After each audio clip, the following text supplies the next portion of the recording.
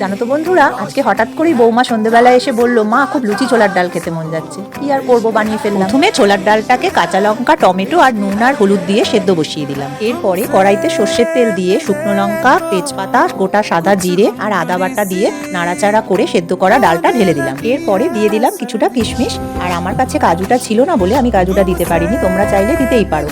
আর পরিমাণ মতো চিনি। এরপরে দিয়ে দেবো ঘি আর গোটা গরম মশলা আর গোটা জিরেকে আমি ড্রাই রোস্ট করে গুঁড়ো করে রেখেছিলাম, সেই ভাজা মশলাটা। হয়ে গেল আমাদের মিষ্টি মিষ্টি ছোলার ডাল। এবার লুচি বানানোর জন্য কিছুটা ময়দা নিয়ে নেবো, আর তাতে নুন, চিনি আর রিফাইন তেল দিয়ে ভালো করে ময়াম দিয়ে একটা ডো তৈরি করে নেবো। তারপরে কতগুলো লেচি কেটে নিয়ে গরম গরম তেলে ভেজে আর কি বৌমাকে খেতে দিয়ে দিলাম।